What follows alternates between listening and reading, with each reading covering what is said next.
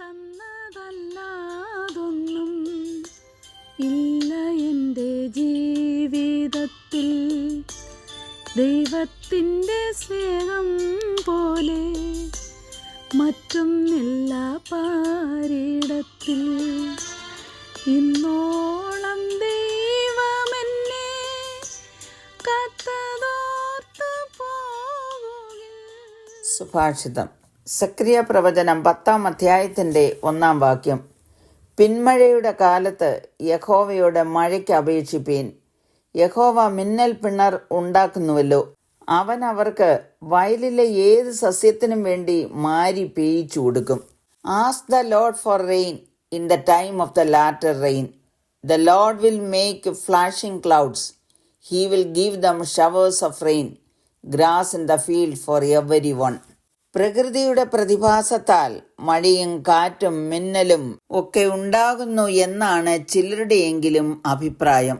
സകലത്തിൻ്റെയും ഉടയവനായ സർവശക്തിമാനായ ദൈവമാണ് ഉണ്ടാക്കിയതെന്നുള്ള സത്യം ചിലരെങ്കിലും മറന്നു കളയുന്നു. നാം വായിച്ച വാക്യത്തിൽ സക്കരിയാവ് പറയുന്നു, ദൈവം മിന്നൽ പിണറുകൾ ഉണ്ടാക്കുന്നു എന്നും മഴ പെയ്യിക്കുന്നു എന്നും. മഴയില്ലെങ്കിൽ സസ്യങ്ങൾ മുളയ്ക്കുകയില്ല. ദൈവം അതാത് സമയത്ത് മുൻമഴയും പിന്മഴയും നൽകി അവയെ ജീവിപ്പിക്കുന്നു. 135-ാം സങ്കീർത്തനം 7-ാം വാക്യം വായിക്കുന്നത്, അവൻ ഭൂമിയുടെ അറ്റത്ത് നിന്ന് നീരാവി പൊങ്ങുമാറാക്കുന്നു. അവൻ മഴയ്ക്കായി മിന്നലുകളെ ഉണ്ടാക്കുന്നു. തൻ്റെ ഭണ്ഡാരങ്ങളിൽ നിന്ന് കാറ്റ് പുറപ്പെടുവിക്കുന്നു. ഇരമ്യാവ് 10:13 വായിക്കുന്നത്, അവൻ തൻ്റെ നാദം പുറപ്പെടുവിക്കുമ്പോൾ ആകാശത്ത് വെള്ളത്തിൻ്റെ മുഴക്കമുണ്ടാകുന്നു. ഭൂമിയുടെ അറ്റങ്ങളിൽ നിന്ന് അവൻ ആവി കയറ്റുന്നു.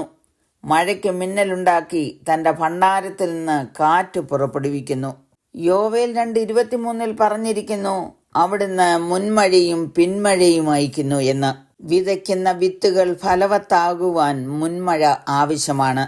അതുപോലെ ധാന്യത്തെ പാകപ്പെടുത്തി വിളവെടുക്കുവാൻ പിന്മഴയും ആവശ്യമാകുന്നു. പിന്മഴയുടെ കാലത്ത് യഹോവയുടെ മഴയ്ക്ക് അപേക്ഷിപ്പീൻ എന്ന് സക്കരിയാവ് പറയുന്നത് താൽക്കാലിക ഭൗതിക വിളവെടുപ്പിനെ കുറിച്ചല്ല, ആത്മീയമായ ദീർഘവീക്ഷണവും കാണുവാൻ കഴിയും. അനുഗ്രഹവും ഫലപ്രാപ്തിയും ദൈവത്തിൽ നിന്ന് മാത്രമേ ഉണ്ടാകൂ എന്നുള്ള ധ്വനിയാണിത് നൽകുന്നത്. ദൈവത്തോട് അപേക്ഷിക്കുന്ന ഒരു വ്യക്തിക്ക് ഉചിതമായ സമയത്ത് വേണ്ട സകല നന്മകളും നൽകി അവനെ നടത്തും. മഴയുടെ മറ്റൊരു ആത്മീയ അർത്ഥം അന്ത്യകാലത്ത് പകരപ്പെട്ട പരിശുദ്ധാത്മാവാകുന്നു. സുവിശേഷത്താൽ കിളിർക്കപ്പെട്ട സഭയെ പരിശുദ്ധാത്മാവിനാൽ പരിപാലിക്കപ്പെട്ട് വിളവെടുപ്പിന് പാകമായി നിർത്തുന്ന മഴയാണത്.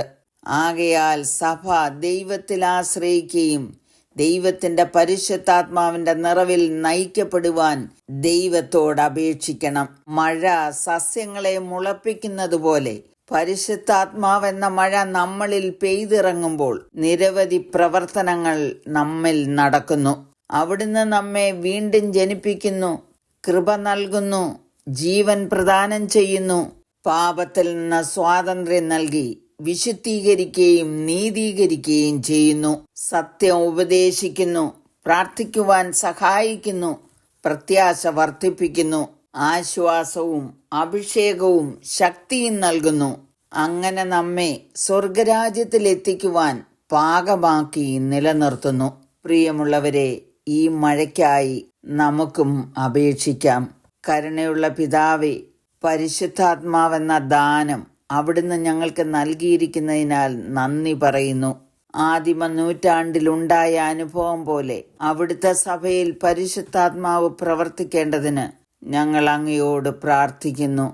അവിടുന്ന് ഞങ്ങളുടെ പ്രാർത്ഥന കേൾക്കണമേ എന്ന് യേശുക്രിസ്തുവിന്റെ നാമത്തിൽ അപേക്ഷിക്കുന്നു. ആമേൻ.